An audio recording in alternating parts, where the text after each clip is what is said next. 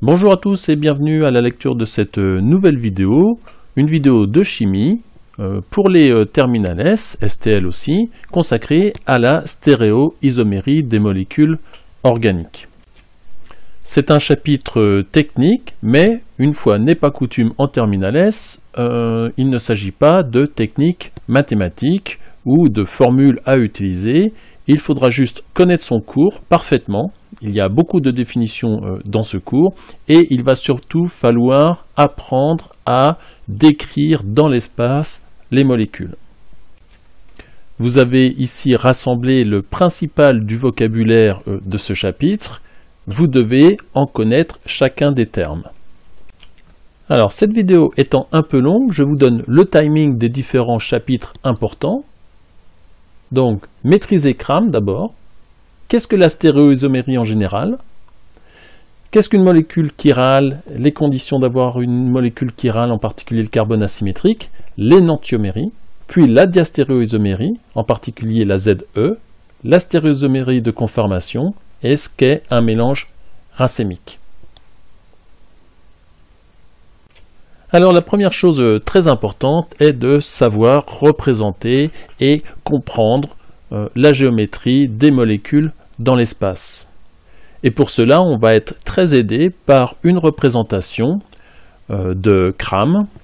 CRAM qui fut prix Nobel avec deux autres colistiers en 1987.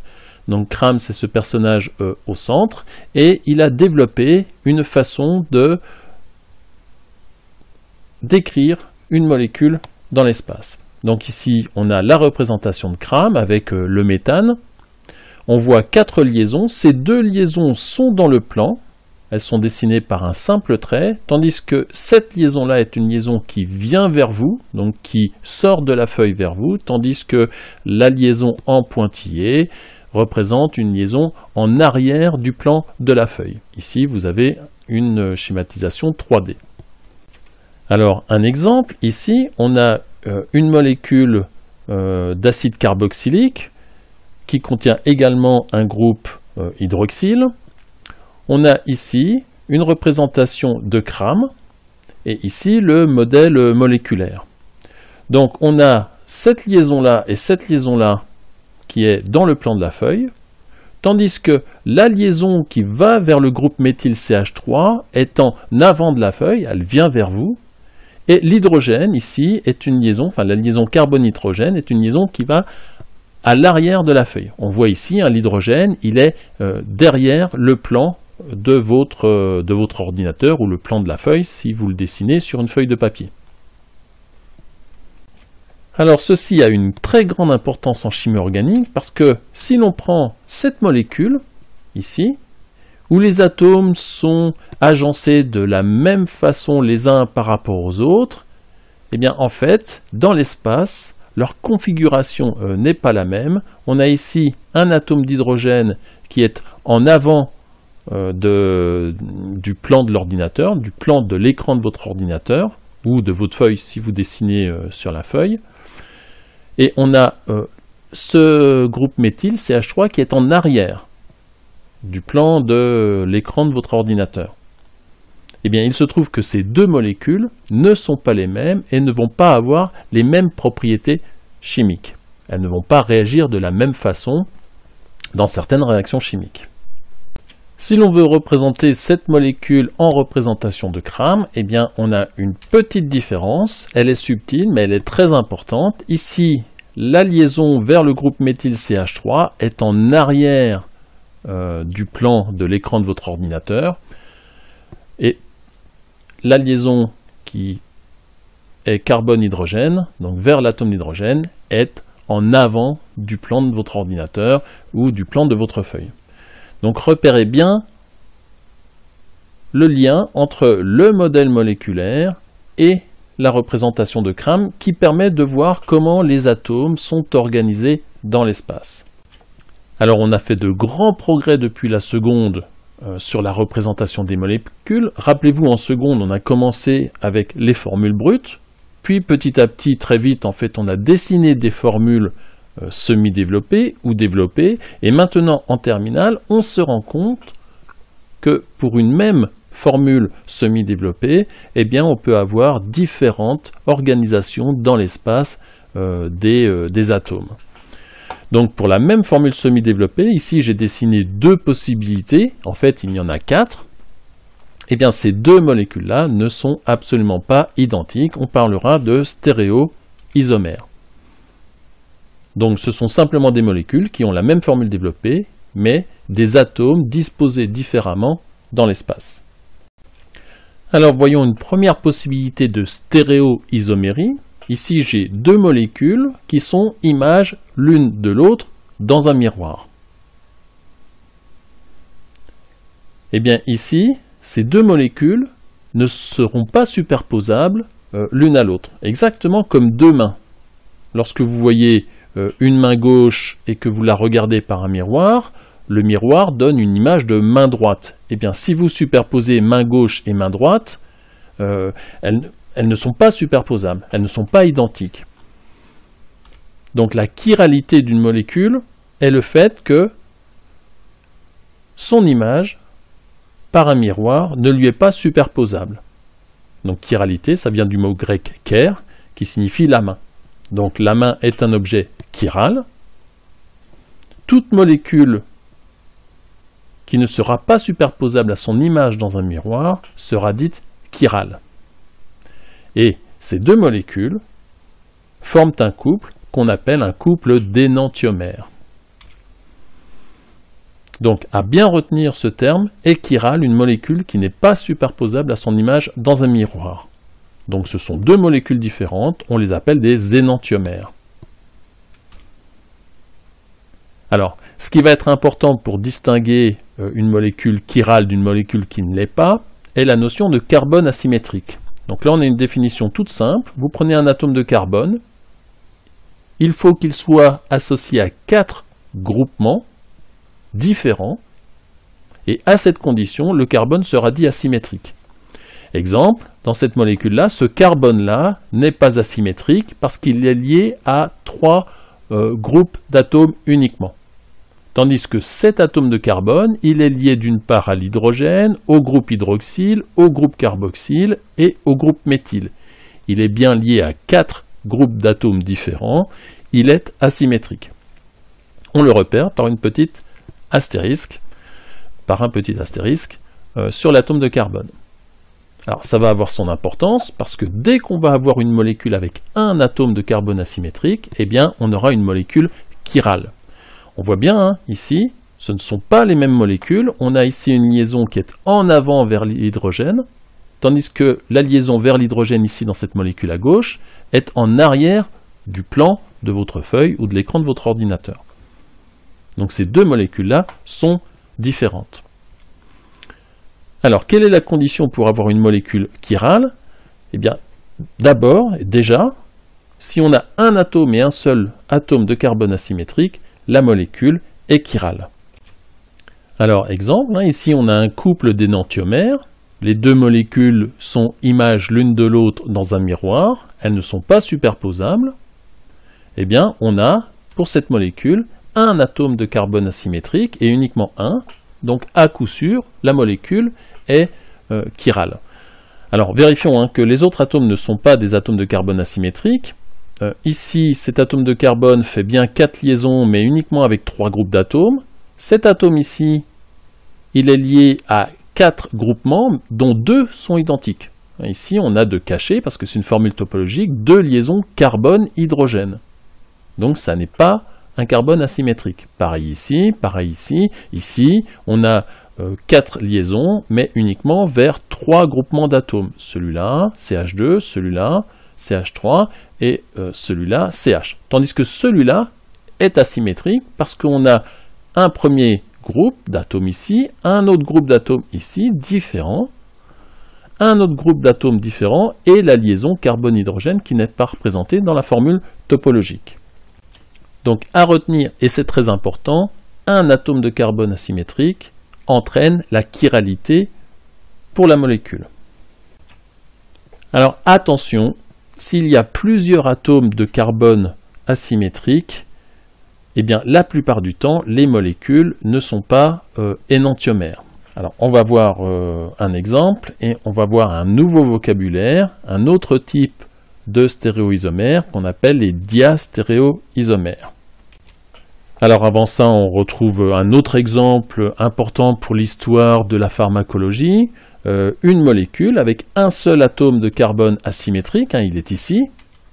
Vous pourrez vérifier que les autres atomes ne sont pas des carbones asymétriques. La présence de ce carbone asymétrique entraîne une chiralité pour la molécule et on a ici un couple d'énantiomères.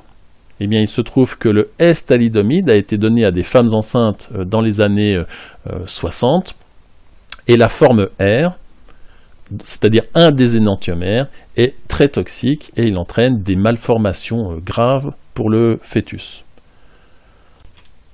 Alors, un petit exercice. Combien de carbone asymétrique dans cette molécule? Je vous laisse chercher un peu. Faites pause. Alors, si vous avez trouvé 10 carbones asymétriques, eh bien, c'est la bonne réponse. Donc, vérifiez que vous comprenez bien, par exemple, que celui-là n'est pas asymétrique, parce qu'en fait, il y a 2 liaisons carbone-hydrogène cachées. Tandis que pour tous ceux qui ont un astérisque, eh bien, les 4 groupements d'atomes liés au carbone sont différents. Donc, on a beaucoup de carbone asymétrique, et ça peut créer combien de stéréoisomères? Eh bien, 2 puissance 10.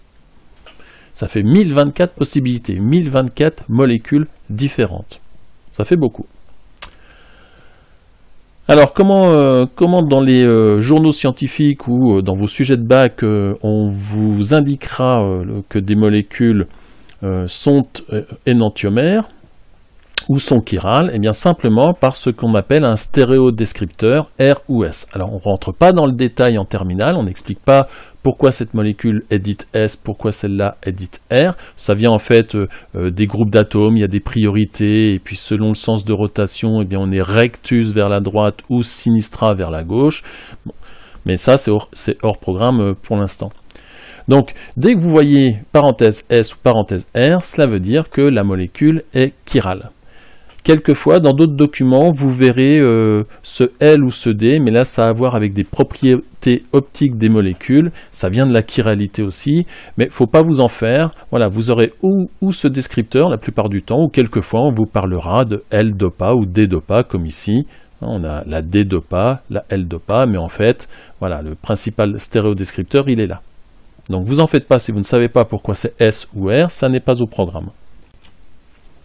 Alors, on va en venir maintenant à ce que sont des diastéréoisomères. Et pour ça, on va commencer avec 2 molécules, enfin plutôt une molécule qui contient 2 carbones asymétriques.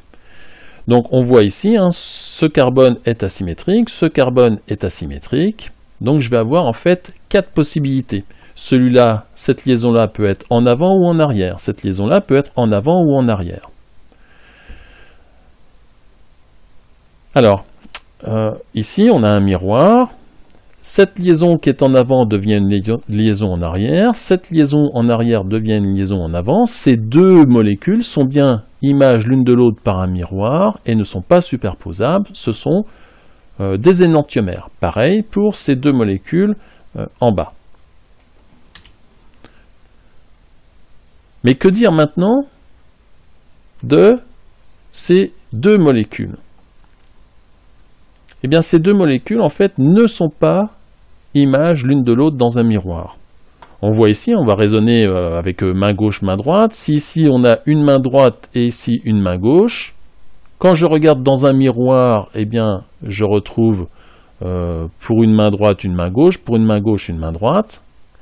Mais ici, dans la molécule du bas, en bas à gauche, eh bien, on a la main gauche qui resterait main gauche et la main droite qui changerait en main gauche. Bon, ça n'est pas possible. Donc, on voit bien ici que les 2 molécules ne sont pas énantiomères. On dit qu'elles sont diastéréoisomères. Alors, on voit ici, dans cet exemple-là, avec 2 carbones asymétriques, qu'il y a plus de diastéréoisomères qu'il n'y a d'énantiomères dans les possibilités. Alors, prenons donc pour bien comprendre cette notion de diastéréoisomérie, un objet qui serait constitué d'une main gauche et d'une main droite. prenez votre main gauche et votre main droite, regardez-la dans un miroir, enfin regardez-les dans un miroir, ben, votre main gauche sera transformée en main droite et la main droite en main gauche. Ici, est-il possible d'avoir un miroir qui donne cette image-là de ces deux mains, hein? Alors, on n'est pas dans une série type les Hundreds. Hein. Ici, j'ai imaginé donc que les deux mains étaient prises dans une barre pour considérer que c'est un et un seul objet. Bon, bah, cet objet, constitué de ces deux mains, ne peut pas donner par un miroir cet objet-là. Main gauche, main droite ne peuvent pas donner main droite, main droite. Donc, ici, eh bien, un miroir ne peut pas donner cette image-là. Donc, ces deux objets ne sont pas énantiomères, ils seront dits en chimie diastéréoisomères. Alors, petit exercice, que peut-on dire de ces deux molécules? Je vous laisse chercher. Alors, si on jette un œil rapide à cette représentation de Cram, on pourrait penser que ces deux molécules sont énantiomères. On se dit que cette liaison qui est en arrière devient une liaison en avant, et cette liaison en avant devient une liaison en arrière. Mais en fait, si on bascule cette molécule à gauche, qu'on la bascule pour qu'elle ait la même orientation que celle de droite, pour ce qui est de son squelette carboné, eh bien, si vous basculez cette molécule-là, cette liaison qui était en arrière va venir en avant. Et cette liaison qui était en avant va venir en arrière. Donc ces deux molécules-là, cette molécule-là est parfaitement identique à celle-là. Il n'y a pas de relation d'énantiomérie ou de diastéréoisomérie entre les deux, ce sont les mêmes molécules. Donc, sont diastéréoisomères des stéréoisomères qui ne sont pas images l'une de l'autre dans un miroir. Exemple, les deux molécules du bas sont diastéréoisomères. Et puis ici, en haut, là, on a un autre cas de diastéréoisomérie qui n'a rien à voir avec l'isomérie liée par exemple à un carbone asymétrique. On a ici une double liaison. Et l'existence de cette double liaison fait que on a une diastéréoisomérie ZE. Alors d'où cela vient-il? Eh bien, cette double liaison n'est pas libre de réaliser des rotations. On ne peut pas passer de cette forme-là à cette forme-là du fait que cette double liaison, eh bien, la rotation est impossible. Donc on a bien des diastéréoisomères parce que ces deux molécules sont absolument pas images l'une de l'autre dans un miroir. Et la dénomination ZE vient de l'allemand où lorsque les deux groupements les plus volumineux sont du même côté de la double liaison, eh bien on dit qu'ils sont zusammen, ensemble, du même côté, tandis que quand ils sont du côté opposé à la double liaison, on dit qu'ils sont entgegen, de l'allemand opposé. Donc là, on a une diastéréoisomérie très particulière qu'on appelle la diastéréoisomérie ZE. Il nous reste à voir une dernière forme de stéréoisomérie qui est la stéréoisomérie de conformation. Et pour ça, on va utiliser une animation faite par un professeur de physique qui fait de très belles animations qui s'appelle Adrien Wilm. Je vous invite à voir son site, australo.net, qui est rempli d'une multitude d'animations très intéressantes. Et ici, en fait, il nous gratifie d'une animation sur les conformations des molécules. Alors, qu'est-ce qu'on entend par conformation? Ici, vous avez la molécule d'éthane, C2H6. Eh bien, cette liaison covalente simple peut réaliser des rotations. On le voit. En fait, quand cette molécule-là est présente, eh bien, on a, par l'agitation thermique, entre autres, mais pas uniquement, on a une rotation de la liaison possible. Évidemment, cette molécule-là est la même que celle-là. Néanmoins, on parle de conformation, donc c'est simplement une disposition dans l'espace des atomes différente due à la rotation possible de cette liaison covalente simple. Eh bien, si on se place, si je replace les deux atomes ainsi, on voit qu'on a plusieurs possibilités. Une conformation éclipsée et une conformation décalée. Eh bien, la conformation éclipsée est toujours plus énergétique et toujours moins favorable qu'une conformation décalée. Ça vient simplement du fait que les atomes ici d'hydrogène ont des électrons, enfin ont un électron sur leur couche externe, et que ces électrons agissent les uns sur les autres, et en fait ils se repoussent. Le nuage électronique, chaque nuage électronique repousse les nuages électroniques des autres, et cela crée en fait une énergie différente pour la molécule selon qu'on soit dans cette conformation-là ou celle-ci. Donc celle-ci est la moins favorable, tandis que celle-ci est la plus favorable. Donc on parle de conformation. Alors cette conformation des molécules est très importante, en particulier en biochimie, et en particulier pour les protéines, qui sont des assemblages d'acides aminés. Et en particulier, là on a l'ADN, donc acide désoxyribonucléique, sa forme, sa conformation, la façon dont tous les atomes qui la constituent est agencée, eh bien, revêt une grande importance. Et ce qui fait que la molécule d'ADN adopte une conformation en hélice, eh bien, ce sont des liaisons hydrogènes entre les différents groupements d'atomes, entre les différentes bases. Et on a ici cette structure en double hélice. Alors nous sommes maintenant prêts à utiliser un organigramme de l'isomérie. On prend deux molécules A et B, et vous devez connaître leur relation d'isomérie. Alors, sont-elles superposables? Ben, si oui, c'est les mêmes molécules. Donc on a fini. Sinon, eh bien, deux possibilités. Est-ce qu'elles ont le même enchaînement d'atomes? Premier cas, elles n'ont pas le même enchaînement d'atomes, ce sont des isomères, mais qui peuvent être des isomères de fonction. Par exemple, un acide carboxylique est isomère d'un aldéhyde ou d'une cétone. Là, on a vraiment des molécules différentes de par leur fonction. Ça peut être aussi la même fonction, par exemple un alcool, mais le groupe hydroxyle, il n'est pas posé sur le même carbone. Donc là, ce sont des isomères de constitution. Si maintenant les enchaînements d'atomes sont identiques, eh bien il y a deux possibilités. Celle qu'on vient de voir, celle en dernier, où il y a une simple différence due à la rotation des liaisons simples, on a affaire à des isomères de conformation. En fait, il s'agit des mêmes molécules, mais elles ont simplement une conformation différente due à ces rotations autour de la liaison carbone-carbone, par exemple. Si maintenant, on ne peut pas passer de A à B uniquement par des rotations autour des liaisons simples, on a affaire à ce qu'on appelle des isomères de configuration. Et là, il y a deux cas, énantiomère, diastéréoisomère, selon que l'on ait ou pas image l'un de l'autre dans un miroir. Si les molécules sont images l'une de l'autre, alors on a des énantiomères. Sinon, on a des diastéréoisomères, et on peut par exemple avoir une diastéréoisomérie ZE. Alors tout cela revêt une importance majeure dans la chimie de synthèse.